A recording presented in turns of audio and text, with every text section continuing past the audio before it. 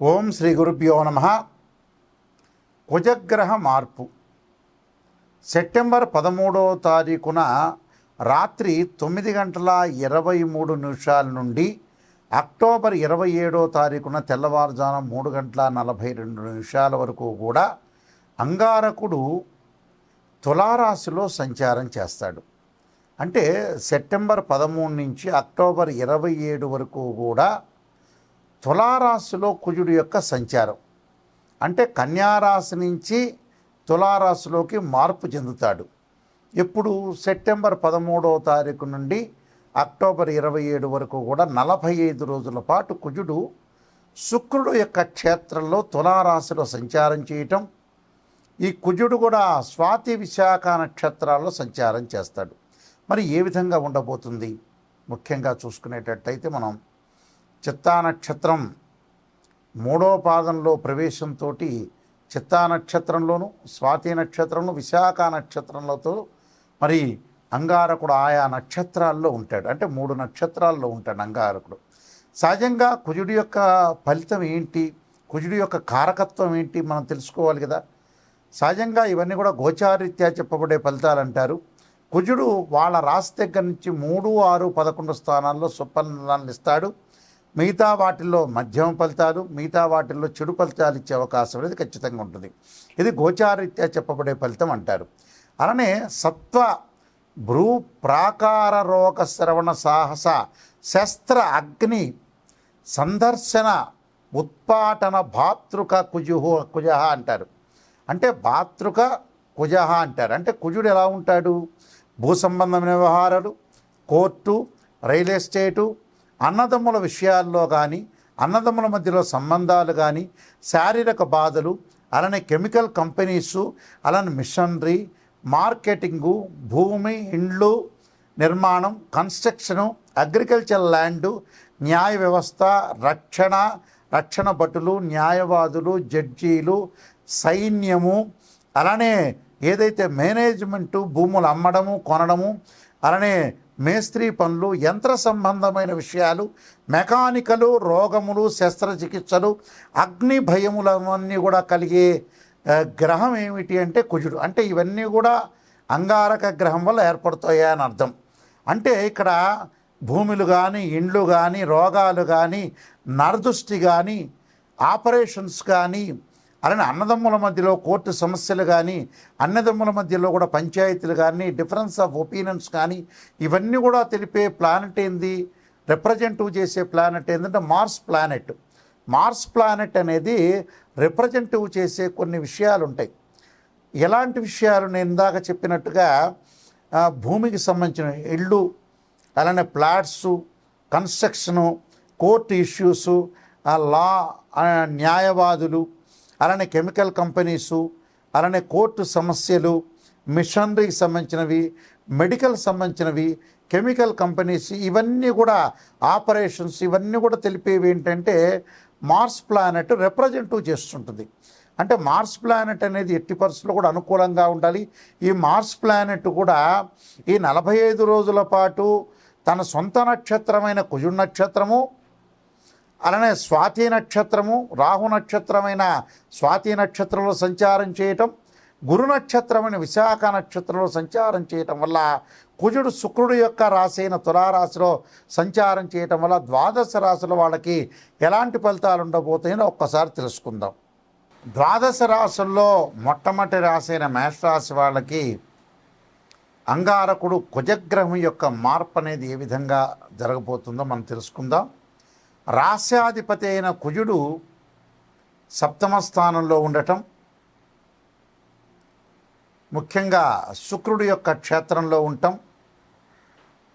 ఈ శుక్రుడు యొక్క క్షేత్రంలో ఉండటం వల్ల శుక్రుడు కుజుడి యొక్క విషయాన్ని మనం ముందుగా వెళితే 7వ స్థానంలో కుజుడి యొక్క ప్రభావం ఏ విధంగా ఉందో తెలుసుకుందాం. కుజుడి యొక్క ప్రభావం వల్ల వృత్తి వ్యాపారాల యందు కొంత ఆటంకం కలిగే అవకాశాలు బాగా ఎక్కువ ఉండటం, శ్రమజీవులకి కొంత అతి కష్టం మీద ముందుకు వెళ్ళే అవకాశాలు ఎక్కువ ఉంటాయి. వృత్తి ఉద్యోగాల్లో కూడా కొంత విశేషంగా కొంత అతి శ్రమపడి మాత్రమే ముందుకు వెళ్ళే అవకాశాలు బాగా ఎక్కువగా ఉంటాయి. బంధుమిత్రుల మధ్యలో కొంత వైషమ్యాలు చెందటం, అంటే బంధువులతో చాలా సహనంగా ఉండండి, అలానే మిత్రులతో కూడా సహనంగా ఉండండి. ముఖ్యంగా ఈ రాశి వాళ్ళు కన్స్ట్రక్షన్ నిర్మాణం కానీ, భూ సంబంధమైన విషయాల్లో కానీ, అలానే అగ్రికల్చర్ ల్యాండ్ కానీ, అపార్ట్మెంట్స్ సంబంధించిన కొనుగోలు చేయటం కానీ, బిల్డర్స్ తోటి వాళ్ళతోటి కొనుగోలు చేసే వ్యక్తులతోటి కూడా కొంత జాగ్రత్త వహించడం అనేది చాలా మంచిది. వారసత్వం సంబంధించిన భూమి రీత్యా కూడా కొన్ని వివాదాలు జరగటం, అలానే పనిలేని ప్రయాణాలు, కొన్ని చెడు వార్తలు వినే అవకాశాలు ఎక్కువ ఉంటాయి. భార్యాభర్తల మధ్యలో డిఫరెన్స్ ఆఫ్ ఒపీనియన్ జరగకుండా చూసుకోవాలి. అంగారకుడు ఎలా ఉంటుంది? యుద్ధాన్ని ప్రకటించేవాడు అంగారకుడు.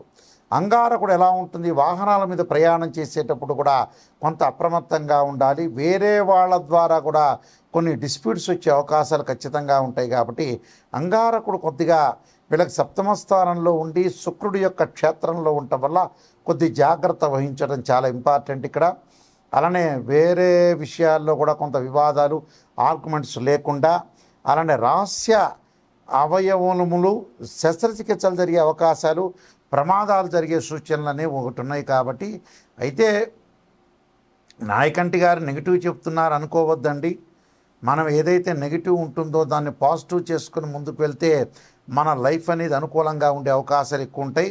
అలానే బంధువులతోటి, మిత్రులతోటి, అలానే పుత్రులతోటి అంటే పిల్లలతోటి కూడా, రిలేటివ్స్ తోటి ఎంతో సహనంగా ఉండండి.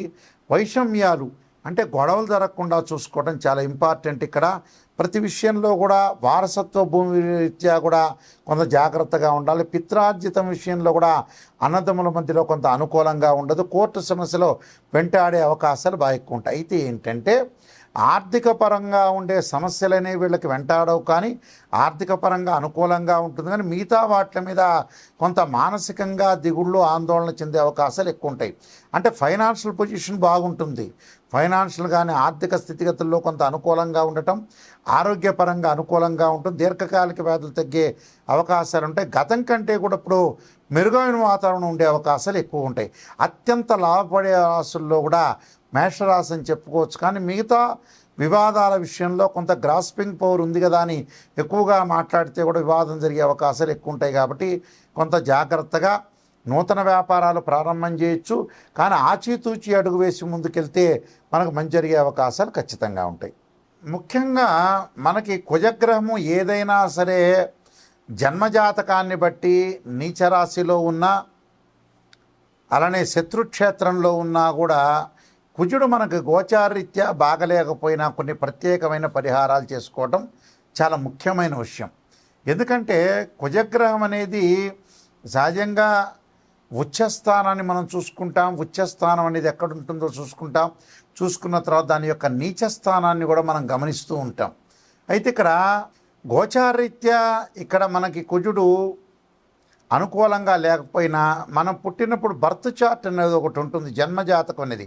ఈ జన్మజాతకంలో కూడా కుజుడు నీచస్థానంలో ఉన్న, కుజుడు శత్రుక్షేత్రంలో ఉన్న, కుజగ్రహంతో అనేక గ్రహాల యొక్క కలయిక కలిగి అది ఏదైతే మనకి చెడు ఫలితాలను ఇచ్చే అవకాశం అనేది కొన్ని కుజుడు ఉంటుంది. కాబట్టి కుజుడు అసలు ఏ స్థానంలో ఉంటుందో మనం తెలుసుకోవాలి.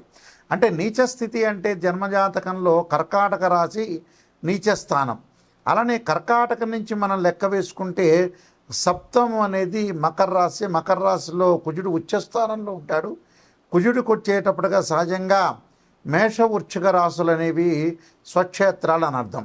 అంటే ఏదైనా సరే జన్మజాతకాన్ని చాలా ఇంపార్టెంట్. ఇవన్నీ కూడా గోచారీత్యా చెప్పబడే ఫలితాలు అంటారు. గోచారీత్యా కూడా ముఖ్యంగా మనకి ఏ విధంగా ఉండబోతుందో చూసుకోవాలి.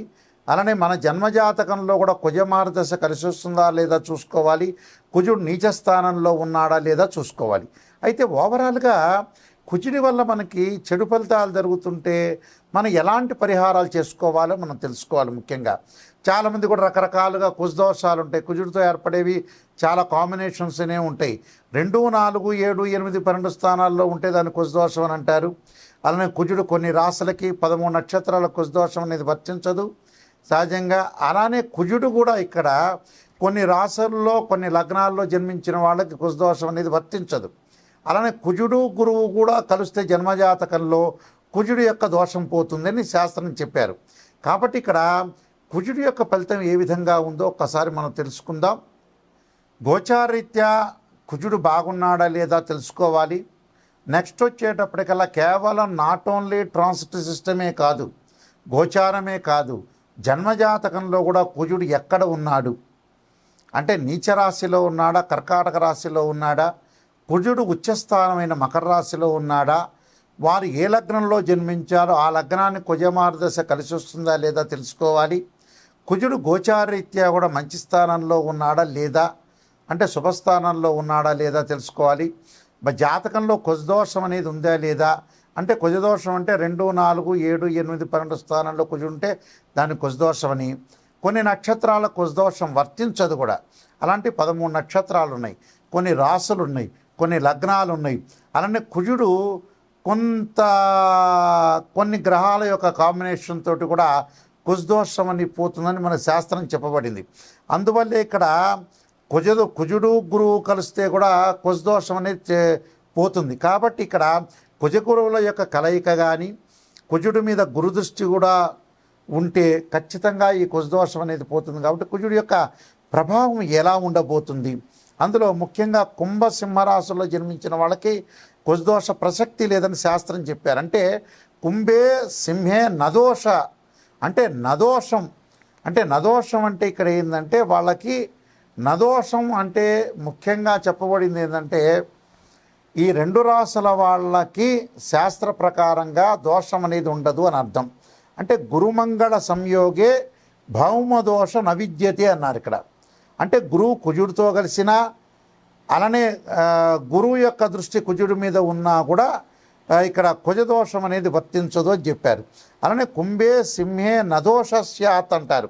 అంటే కుంభంలో కానీ సింహరాశిలో జన్మించిన వాళ్ళకి కుజదోషం వర్తించదని శాస్త్రంలో చెప్పారు. కాబట్టి కుజదోషం నిజంగా ఉంది, కుజుడు గోచారీత్యా బాగలేదంటే దాని ప్రత్యేకమైన పరిహారాలు అంగారకాయుజ్ఞే శక్తి అస్థాయి ధీమే తన్నో భౌమ ప్రచోదయాత్ అనే మంత్రాన్ని, అలానే అంగారక పాశుపతాస్ రుద్రాభిషేకాన్ని చేసుకోవాలి. దానితో పాటు ముఖ్యంగా అంగారకుడు సంబంధించిన పాశుపతాస్ హోమం చేసుకోవటం చాలా ఇంపార్టెంట్. అంగారకుడు సంబంధించిన పాశుపతాస్ హోమము పూజ జపం ఉంటుంది 7000 సార్లు బ్రాహ్మణోత్తములు చేస్తారు. అంగారక పాశుపతాస్ రుద్రాభిషేకంతో పాటు కందుల దానం చేయటం, ఎర్రని వస్త్రము, ఎర్రని పూలు, ఎర్రని చెప్పులు, ఎర్రని గొడుగు దానం చేయాలంటారు. అలానే అంగారకుడు రక్తవర్ణం రక్తగంధంలో ఉంటాడు.